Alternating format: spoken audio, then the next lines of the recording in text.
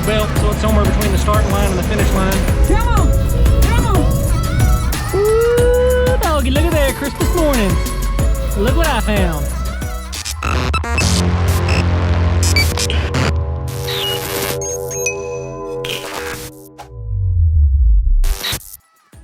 All right, guys, what is going on? We're back out in the garage. It seems like it's going in the air. It's a never-ending process. It's going in the air this time. Yeah, you saw the last race, and when I explained to you at the end of the last video, Josh was concerned about the converter.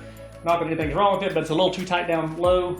It's great up top, pulls like a freight train. So what we're gonna do is we're gonna pull the converter out of it, send it over to Freak Show, let him do a little tweaking on it, pick it up, get the sucker back in here, and hopefully, other than that, all the logs we did, everything looked great. The mile an hour is great.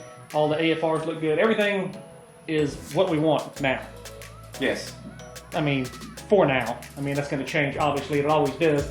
But that being said is, I mean, if this is the last thing we got to do right now to go racing for the season, because our season's actually, I mean, I'd say it's starting. It's actually just starting to get cool enough here. Well, it's cooler than yesterday. I mean, it was 107 this weekend. Oh, yeah, it's just freaking horrible. The air is so bad right now. You're not going to break any records. You're going to get any great times.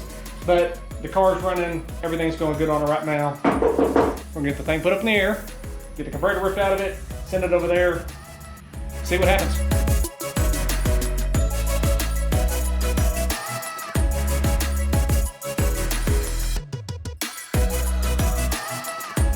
All right, first hurdle is on the books. I highly recommend, guys, if you're doing this yourself, find you one of these old things. They're big and clunky and they're always in the way, but man, they come in handy when you need it. We've used it several times. The partner in crime. Well, I guess I could get underneath here and clean this thing now. It's not as bad as it used to when I had the small block in here, when it just self-changed its own oil. There's probably no rust. Oh no, there's no rust at all, ever. That thing will be around till the cockroaches die. All right, guys, gonna get underneath here and start taking some bolts out.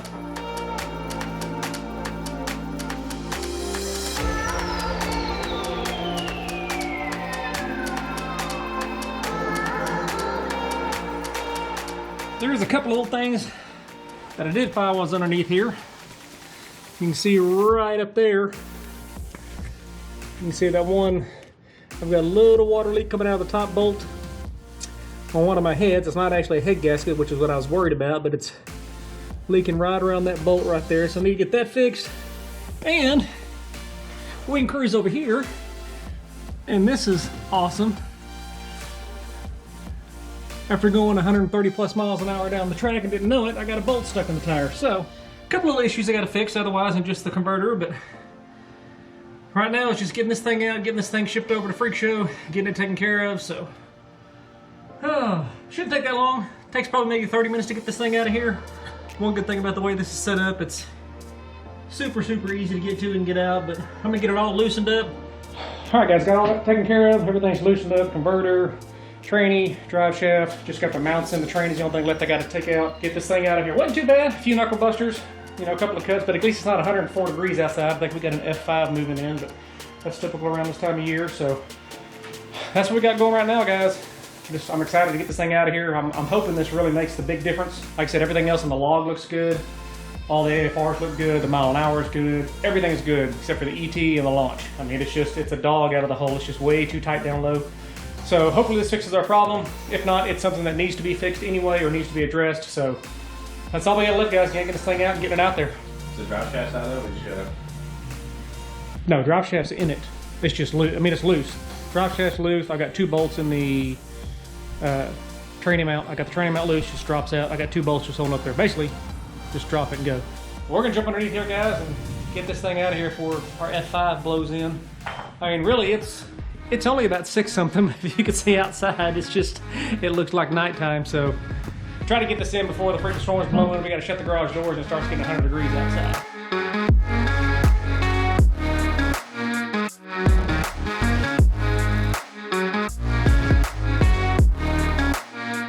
All right, guys, there she is. One freak of the show converter. Pretty uneventful.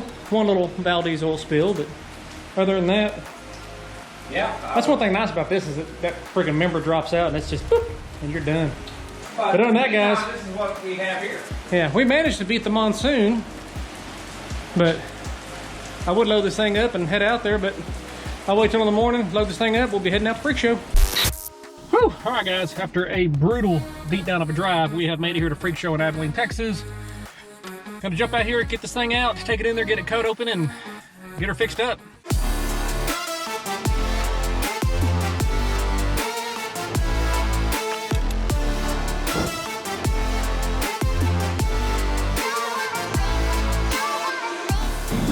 He said it gets out there how many feet until it starts really working? Gets out about,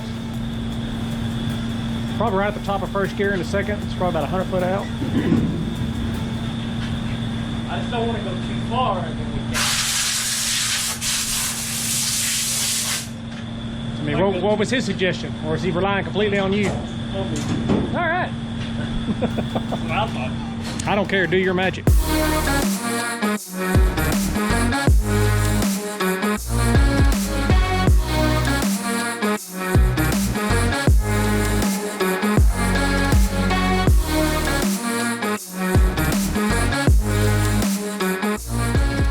Alright guys, it is the next day.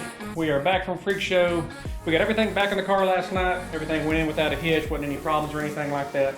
The only thing we got left to do now is to get in the car, start it, back it out, and just kind of see how it comes up on the RPM. I'm gonna set it up a little high, set it up about 4,300, just to see how long it takes to get there, see what kind of boost it builds, give us an idea of how much timing we're gonna be able to pull. He said he added about 800 to 900 RPM. We didn't want to do too much because we didn't want to loosen up too much down low that we start blowing through the converter up top. We've put actual transmission fluid back in it and got away from the hydraulic fluid first to see what that's going to do. If it seems like it's going to blow through it, what we'll do is we'll put the hydraulic fluid back in and just kind of work from there. But right now all we want to see is make sure it starts up for one thing. There's no rattling or anything like that. Make sure, you know, everything's good, everything's topped off. And just kind of see, like I said, do a run through, a dry run of what it's going to do on the two-step, see what kind of boost it builds, see how long it takes to get up there, and just kind of go from there. All right, here we go.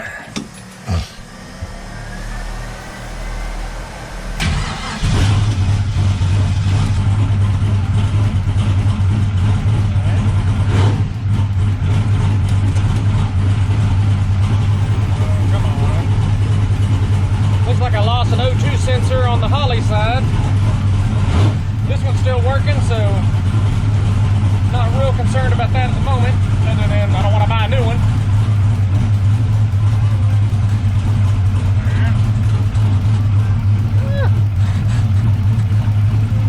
Neighbors always love it when I get up on the two-step. Like I said, I'm not pulling any timing out here, guys. I'm just going to go straight from a run. See what we get. Hopefully it's around 5 to 6.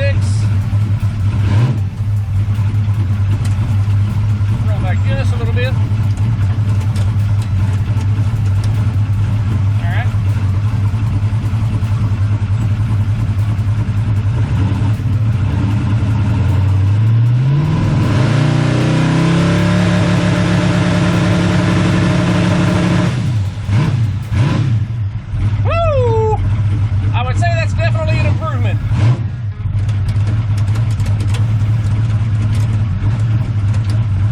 All right, guys, you can definitely see there, it has no problem at all getting up to 43. He wasn't lying when he said he put a little salt in it. Oh my goodness. That was right at, what, 5-6 pounds of boost from what I saw. So, and that's not pulling any timing out. That's full timing right there, and that's about right where we start to pull timing is at 5 pounds of boost. I think we pulled a couple of degrees out there. So if we can pull some out down low after that, that'll actually start building it up. I'd like to leave probably right about between 8 to 10 pounds of boost. I think that'll be a good sweet spot for this car. May not be able to leave it that high of an RPM, but we won't know until we get out there and try it. But we're fixing to load this thing up right now, guys. We're fixing to go to a big race.